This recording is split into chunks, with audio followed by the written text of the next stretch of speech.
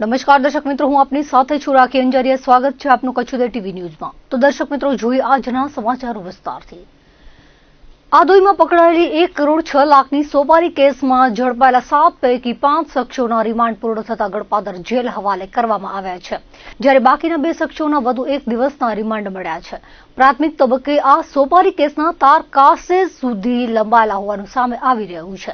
Police દ્વારા કરવામાં આવી રહેલી ઝીણવટભરી તપાસમાં અનેકના પગતળે રેલો આવે તેવી શક્યતા જોવા મળી રહી છે। મહત્વનું એ છે કે અહીંથી આનંદે આદોઈ સુધી માલ પહોંચાડ્યો હતો અને અમદાવાદથી એઝાઝ માલ લેવા આવ્યો હતો। આનંદને માલ કોણે આપ્યો, તેનો શેઠ કોણ છે તે સહિતની દિશામાં તપાસ કરવામાં આવી રહી છે। ભચાઉ તાલુકાના આદોઈ ગામે બોર્ડર રેન્જ સાયબર ક્રાઇમ અને સામખિયાળી પોલીસે દરોડો પાડીને મકાનમાં ઉતરતી સોપારી કબજે કરી હતી। પોલીસે 1 કરોડથી વધુની સોપારી પકડી તેની સાથે કુલ 7 આરોપી ઝડપી લીધા હતા। સોપારીનો જથ્થો મોકલનારનો માણસ આદિપુરનો આનંદ છે। તેને ઇન્ડોનેશિયાની એપ્લિકેશન મારફતે સોપારી ક્યાંથી ક્યાં પહોંચાડવી તેની માહિતી આપવામાં આવતી હોવાનું સામે આવ્યું છે। તમામ આરોપીઓની રિમાન્ડની માંગ સાથે અદાલતમાં રજૂ કરવામાં આવ્યા હતા, જેમાં 3 દિવસના રિમાન્ડ મળ્યા હતા। રિમાન્ડ દરમિયાન તપાસની સાયબર સેલ પીએસઆઈ કે.એમ. રાઠોડ દ્વારા આરોપીઓને સાથે રાખી રિકન્સ્ટ્રક્શન કરાવાયું હતું। આરોપીઓના રિમાન્ડ પૂર્ણ થતા કોર્ટમાં રજૂ કરી ડ્રાઈવર દીપારામ તેમજ આનંદ અને એઝાઝના વધુ રિમાન્ડની માંગણી કરવામાં આવી હતી।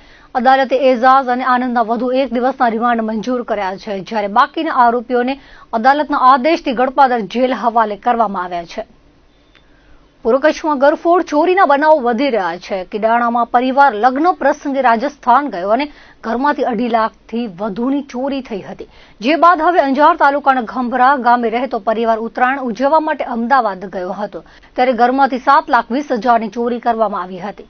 મળતી વિગતો મુજબ ખંભરામાં રહેતા વિરેન્દ્ર વેગડના જણાવ્યા પ્રમાણે તેમનો મોટો દીકરો અમદાવાદ અને નાનો દીકરો ગાંધીનગરમાં રહીને અભ્યાસ કરે છે। મોટા ભાઈ અને માતા અમદાવાદમાં રહેતા હોવાથી ઉત્તરાયણ ઉજવવા માટે ખંભરાથી અમદાવાદ ગયા હતા।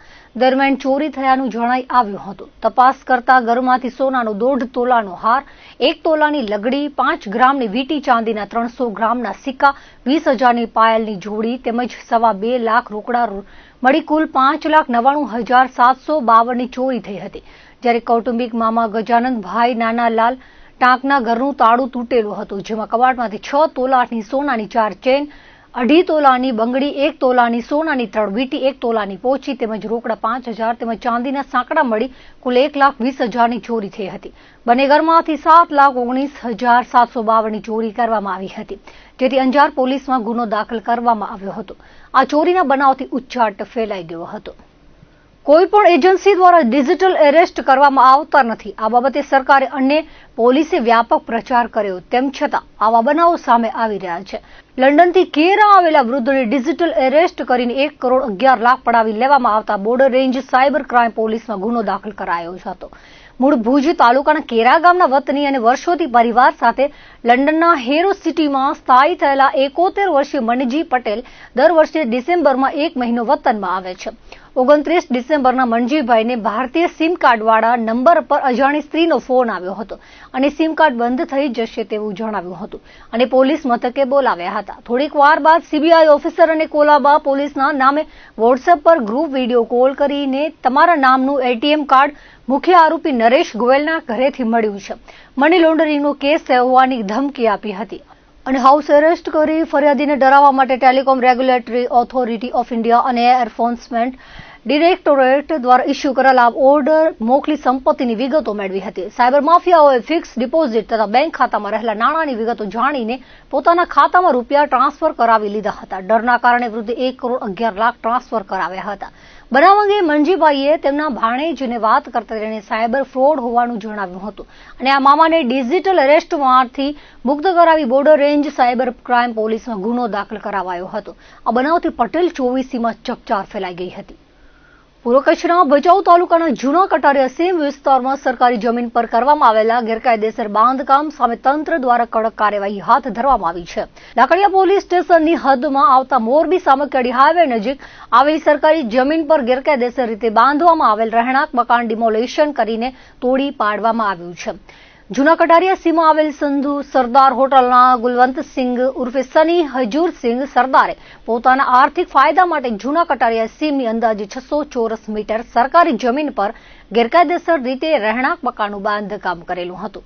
પોલીસ અને સંબંધિત વિભાગોની સંયુક્ત કાર્યવાહી દરમિયાન આ ગેરકાયદેસર બાંધકામને સંપૂર્ણપણે તોડી પાડવામાં આવ્યું છે. આરોપી વિરુદ્ધ NDPS એક્ટ, ખૂનની કોશિશ, મિલકત સંબંધી તેમજ પ્રોહિબિશન એક્ટ હેઠળના ગુનાઓ નોંધાયેલા છે. લાકડીયા પોલીસ દ્વારા સામાજિક તત્વો સામે કાર્યવાહીના ભાગરૂપે સરકારી જમીન પરના અતિક્રમણ સામે કડક વલણ અપનાવી આ કાર્યવાહી કરવામાં આવી હોવાનું જાણવા મળ્યું છે. સરકારી જમીન પર ગેરકાયદેસર બાંધકામ કે અતિક્રમણ કરનારાઓ સામે આવી જ કડક કાર્યવાહી ચાલુ રહેશે તેમ પોલીસ દ્વારા જણાવાયું છે. સામખિયાળીથી આડેસર જતા નેશનલ હાઈવે પર ચિત્રોડ નજીક નાયરા પેટ્રોલ પંપની બાજુમાં આવેલા જીંદ જિલ્લાના રોહતક હરિયાણા હોટલમાં આડેસર પોલીસ દ્વારા તપાસ કરવામાં આવી હતી, જ્યાંથી પોસ્ટ દોરડા મળી આવ્યા હતા. પોલીસે પોસ્ટ દોરડા જાળી ભૂકી 116.10 ગ્રામ પાવડર, 24.24 ગ્રામ સહિતનો મુદ્દામાલ કબજે કરી NDPSની કલમ હેઠળ ગાગોદર પોલીસમાં ગુનો દાખલ કરાવ્યો હતો.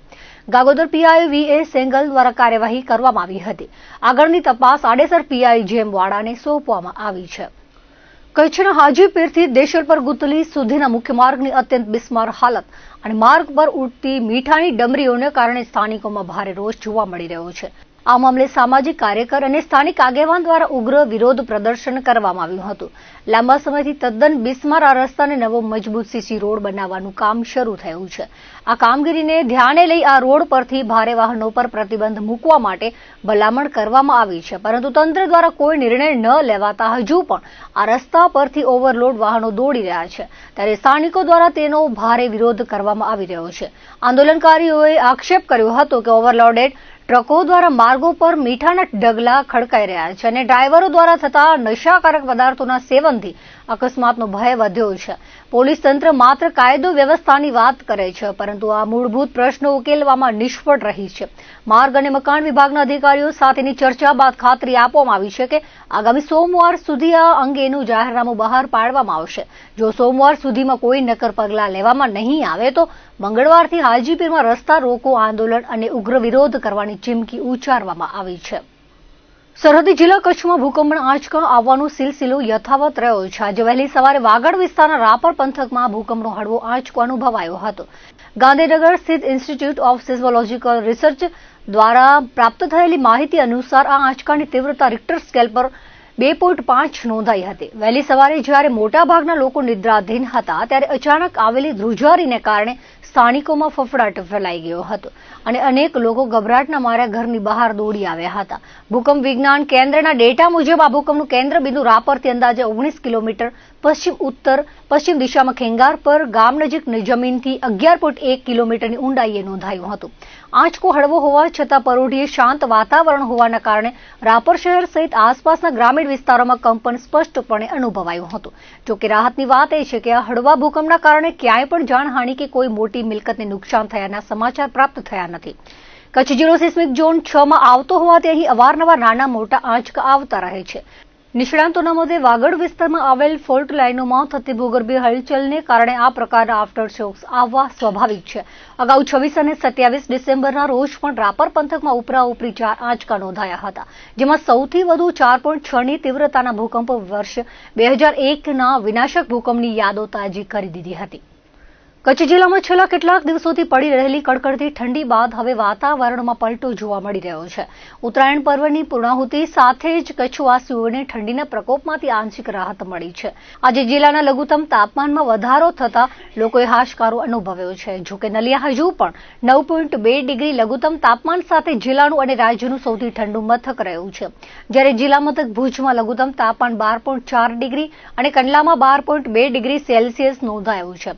સમગ્ર જિલ્લામાં મોડી સાંજથી વહેલી સવાર સુધી ઠંડીનું સામ્રાજ્ય વર્તાય છે, પરંતુ દિવસ દરમિયાન સૂર્યપ્રકાશની હાજરી અને મહત્તમ તાપમાન 28 થી 29 ડિગ્રી આસપાસ રહેતા વાતાવરણ હૂંફાળું બની રહે છે. હાલમાં પવનની ગતિ 15 થી 18 કિલોમીટર પ્રતિ કલાક રહેતા ઠંડા પવનોનું જોર ઘટ્યું છે. દિવસના સમયે ઠંડીમાં મળેલી આ રાહતને કારણે બજારો અને જાહેર માર્ગો પર લોકોની અવરજવર સામાન્ય જોવા મળી હતી. આગામી દિવસોમાં પણ તાપમાનમાં આવો જ સ્થિર ફેરફાર રહેવાની શક્યતા વ્યક્ત કરવામાં આવી છે. માંડવી તાલુકાના કાઠડા ગામે ગૌચર જમીન બચાવવા માટેનો વિવાદ હવે રાષ્ટ્રીય સ્તરે ગાજી રહ્યો છે. આ ગામની અંદાજે 587 એકર જેટલી વિશાળ ગૌચર જમીન એરપોર્ટના નિર્માણ માટે ફાળવી દેવામાં આવતા ગ્રામજનોમાં ભારે અજંપો જોવા મળી રહ્યો છે. વર્ષોથી પશુપાલન પર નભતા આ ગામના લોકો માટે આ જમીન આજીવિકા અને પશુઓના નિભાવ માટે અત્યંત મહત્વની છે. આ ગંભીરતા મુદ્દે હવે કાંઠડા ગામની એક નાની દીકરીએ સોશિયલ મીડિયાના માધ્યમથી વડાપ્રધાન નરેન્દ્ર મોદીને એક વિડીયો સંદેશ પાઠવીને હૃદયસ્પર્શી અપીલ કરી છે. આ બાળકીએ પશુઓની વેદનાને વાચા આપતા વિનંતી કરી છે કે જો ગૌચરની જમીન પર એરપોર્ટ બની જશે તો અબોલ જીવો ક્યાં જશે અને શું ખાશે. નોંધનીય છે કે કાઠડા ગામના લોકો આ ગૌચર જમીન બચાવવા માટે લાંબા સમયથી કાનૂની લડત લડી રહ્યા છે. ગ્રામજનો દ્વારા આ મામલે છેક સુપ્રીમ કોર્ટ સુધી ન્યાયની ગુહાર લગાવવામાં આવી હતી. તેમ છતાં જમીન એરપોર્ટ માટે અનામત રાખવામાં આવતા હવે ગામ લોકોએ આંદોલનાત્મક માર્ગ અપનાવ્યો છે. ગ્રામજનો અને પશુપાલકોની મુખ્ય માંગણી એ છે કે સરકાર એરપોર્ટના પ્રોજેક્ટને કોઈ અન્ય બિન ઉપજાઉ કે પડતર જમીન પર ખસેડે જેથી ગામના પશુઓ માટે ફાળવાયેલું ગૌચર સુરક્ષિત રહી શકે. દીકરીનો આ વિડીયો હાલ સમગ્ર પંથકમાં વાયરલ થઈ રહ્યો છે અને લોકો આ મામલે સરકાર વહેલી તકે યોગ્ય નિર્ણય લે તેવી આશા રાખી રહ્યા છે. હું ચારણ માલધારીની દીકરી માનલ ગઢવી, ગામ કાડડા, તાલુકો માંડવી, કચ્છ. હું ભારતના યશસ્વી પ્રધાનમંત્રી શ્રી નરેન્દ્ર મોદી સાહેબને અમારા વિસ્તારની ફળદ્રુપ ગૌચર જમીન બચાવવા માટે અપીલ કરું છું. જે જમીન ઉપર અમારી ગાયો અને અસંખ્ય જંગલના પ્રાણીઓ આશ્રય લે છે. એરપોર્ટ તો બીજે ક્યાંય પણ બની શકશે પણ અમારી ગાયો ચરિયાણ માટે બીજે ક્યાંય નહીં જઈ શકશે. એટલે હું ફરી એકવાર ભારતના યશસ્વી પ્રધાનમંત્રી શ્રીને હાથ જોડીને વિનંતી કરું છું કે ગાયોની અનામત ગૌચર જમીન ગાયો માટે મૂકી દેવામાં આવે.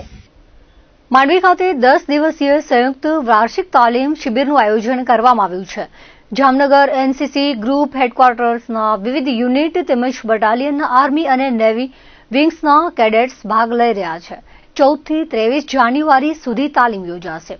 36 ગુજરાત બટાલિયન એનસીસી ભુજ દ્વારા તાલીમનું આયોજન કરાયું છે. યુવા કેડેટ્સના નેતૃત્વ શક્તિ અને ટીમવર્કના ગુણો વિકસાવવા, શારીરિક તથા માનસિક તંદુરસ્તી પ્રત્યે જાગૃત કરવા અને સાહસિક પ્રવૃત્તિઓ માટે પ્રોત્સાહિત કરવા એનસીસી દ્વારા આ સાહસિક તાલીમનું આયોજન કરવામાં આવ્યું છે. પ્રમાણિત તાલીમકારની નિષ્ણાત દેખરેખ હેઠળ કેડેટ્સને પેરાસેલિંગના મૂળભૂત સિદ્ધાંતો શીખી રહ્યા છે, જેમાં સલામતીના પગલાં, સાધનોનું સંચાલન અને હવાઈ નેવિગેશનનો સમાવેશ થાય છે. આ સાહસિક અનુભવે કેડેટ્સને ડર દૂર કરવા, તેમની મર્યાદાઓનું પરીક્ષણ કરવા અને દરિયા કિનારાથી ઉપર ઉડાન ભરતા આત્મવિશ્વાસ વધારવાનો પડકાર ઝીલવા પ્રેરિત કર્યા છે. ભુજના કમાન્ડિંગ ઓફિસર કર્નલ વિકાસ પ્રભાકરે જણાવ્યું હતું કે આ યુવા કેડેટ્સે અસાધારણ હિંમત અને શિસ્તનું પ્રદર્શન કર્યું છે. પેરાસેલિંગ એ માત્ર એક સાહસિક રમત નથી, પરંતુ નેતૃત્વ, નિર્ણય લેવાની ક્ષમતા અને ભયને દૂર કરવા જેવા મહત્વપૂર્ણ જીવન કૌશલ્યો વિકસાવવા માટેનું એક પ્લેટફોર્મ છે. આ કેમ્પમાં યુદ્ધ તથા કટોકટીના સમયે માહિતીનું આદાન-પ્રદાન, ડ્રોન સ્પોટિંગ અને ફ્લાઇંગ, નાગરિક સંરક્ષણ, પ્રાથમિક સારવાર વગેરે વિષયો અંગે પણ કેડેટ્સને ખૂબ ઉપયોગી તાલીમ આપવામાં આવી રહી છે. Jai Hind everyone, myself Senior Under Officer Rachna Jodha from 36 Gujarat Battalion, Jamnagar Group, Gujarat Directorate, and today I am here with my buddies to have my first ever parasailing experience. When we first arrived on the location, I was quite scared seeing all the other cadets who were already doing it, but then our instructors briefed us on how to wear our equipments, how to go up in the air, all the procedure, and how to land back on the ground safely as well. So now I feel quite prepared as well as thrilled and excited to fly like a bird for the very first time. I'll let you know about my experience once I'm done with it.